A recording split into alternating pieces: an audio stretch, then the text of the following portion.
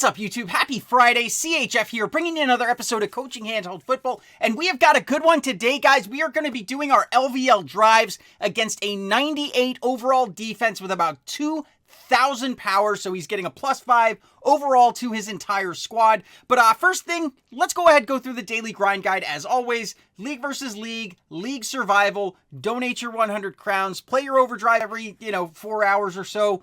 Get your, 3,000 points. If you can stomach it. And then as far as events go, guys, we had something a little interesting. We each got a free New Year's pack and a free Ultimate Freeze pack. However, the sets are still available. I'm not exactly sure why EA did it, but it's pretty useless. So in this New Year's pack, I ended up getting a firework, which I can't use. So it's a pretty crummy situation because basically I am 4 blue balloons away from being able to upgrade another one of my 94 masters to a 95, but there is no way for me to get it. So those balloons were pretty useless. Like, you're giving us party, confetti and fireworks, but there's nothing to spend confetti or fireworks on, especially since there is even still a trade-in where we can spend blitz tokens or coins for confetti.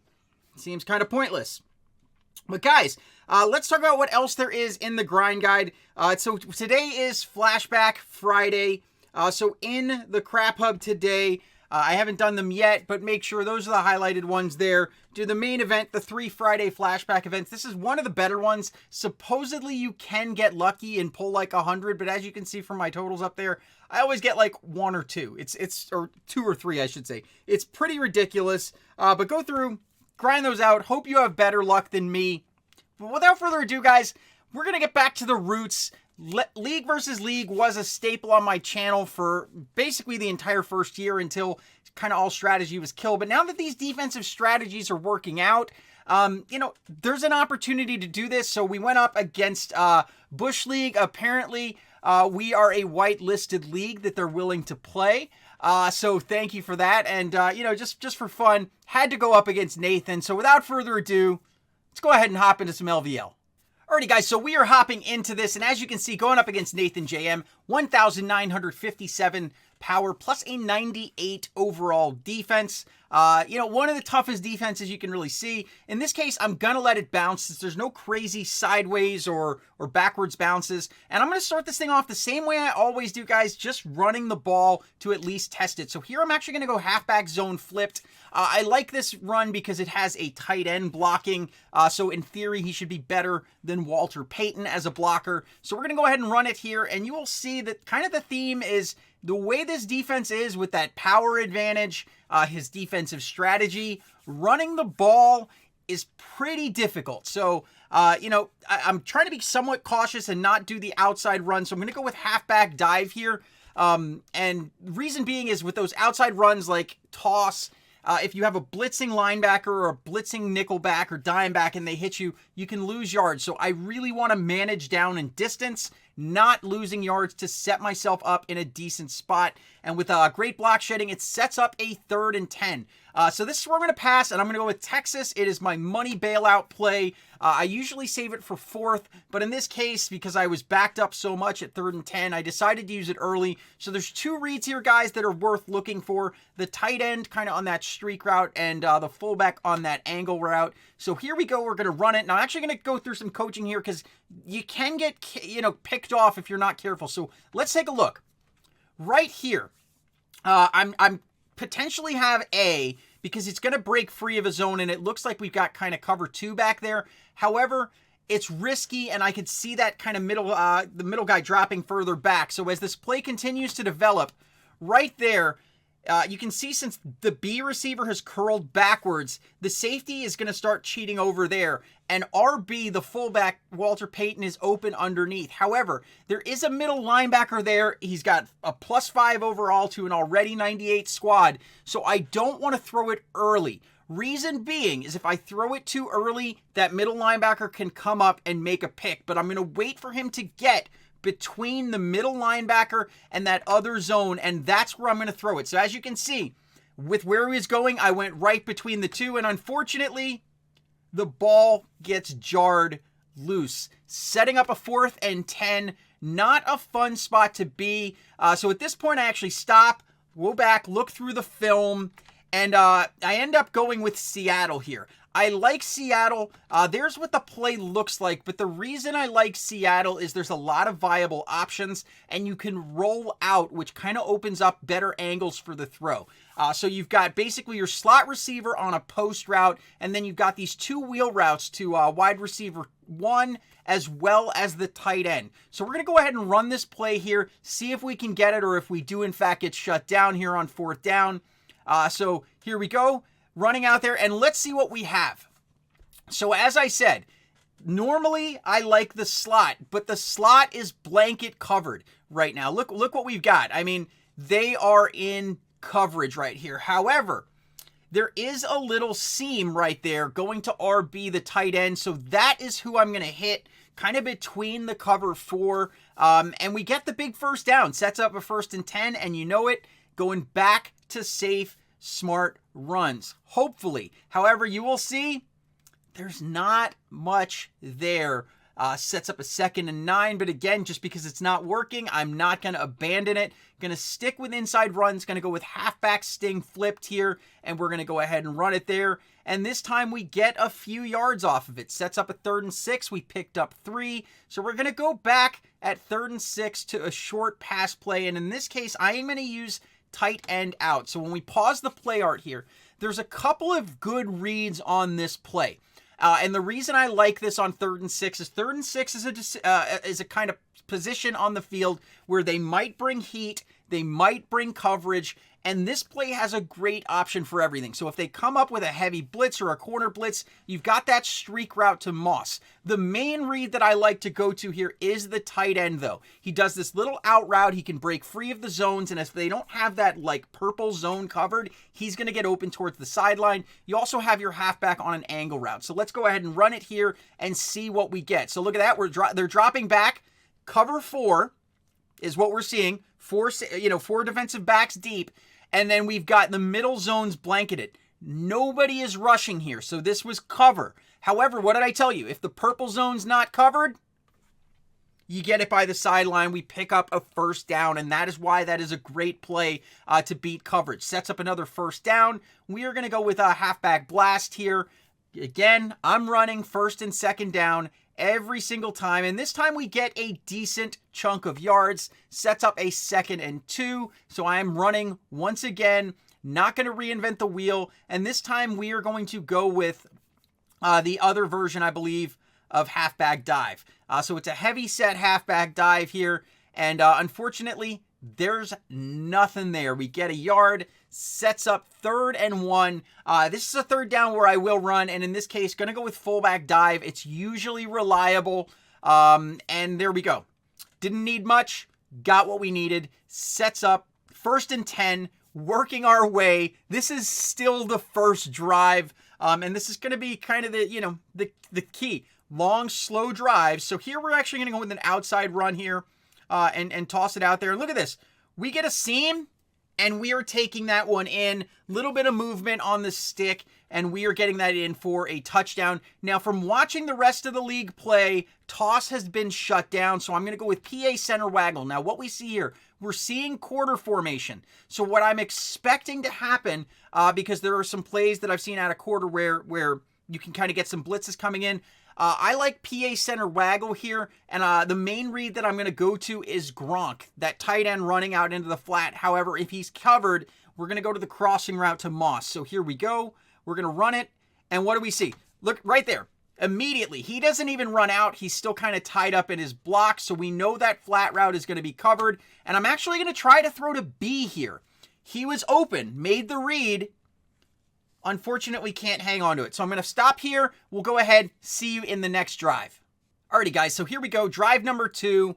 Only 6 points on the first drive. Got shut down on the PA center waggle with the drop ball. However, I did like what I saw there, and I'm glad I didn't use toss. Once again, I'm going to let it bounce, guys. If it's that close to the end zone, especially against a high-power team, I am not going to try and return it, and the bouncing this year has been much better. So once again, I'm going to try and go with an outside run. Got a big play off of it last time, so we're going to try it again here on 1st down.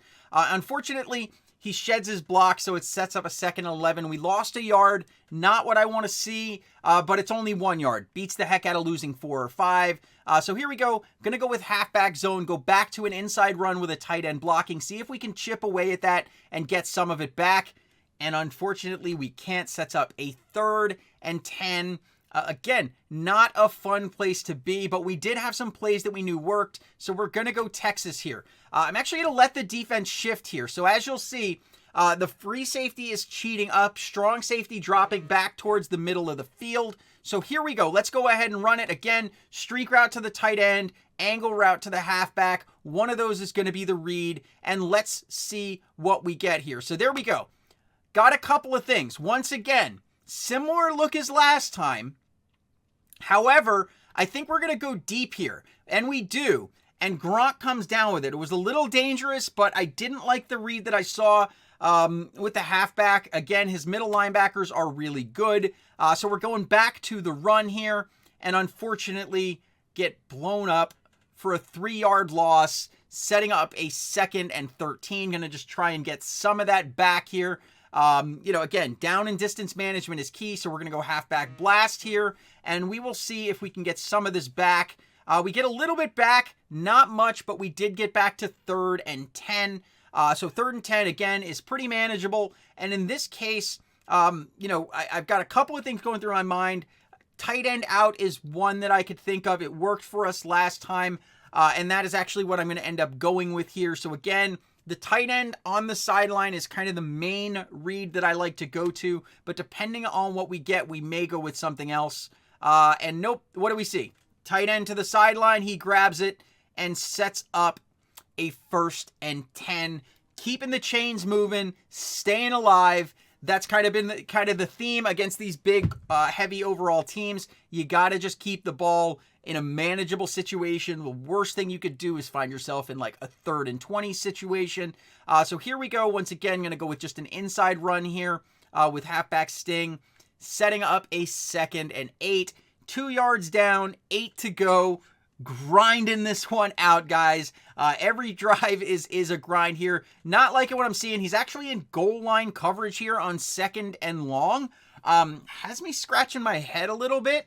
It's going to work to stop what I'm doing. Just a little surprised to see goal line coverage there. I wish I would have picked a pass because a pass would have done phenomenally against that. Here we're going to go FL drive. It has long been a money play. However, with defensive strategies, a lot of people are playing that flat zone and taking that away. But we're still going to try it here, see what we get, and see if we can pull something off here. So there we go. And it looks like we may have a little bit of a seam. It looks like he's dropping into cover 4 again. So we're going to go ahead and hit that. And unfortunately, sets up a 4th and 4. Not a fun situation to be in again. However, it is still manageable. Not going to freak out just because it's a 4th down. I've pulled it off with Texas, pulled it off with tight end out. So I'm just going to recycle Texas. It's, again, one of my favorite bailout plays. Learn it. Learn the reads.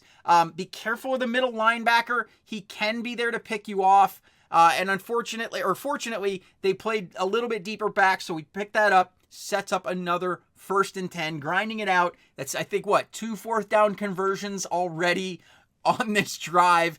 Running out of plays a little bit, but we're going to go ahead here and go with power O, see if we can take that. I saw the outside was cut up, so I tried to just move forward for a yard or two. Couldn't pull it off. So 2nd and 10 is where we're sitting. Still on that grind. Still fighting for it.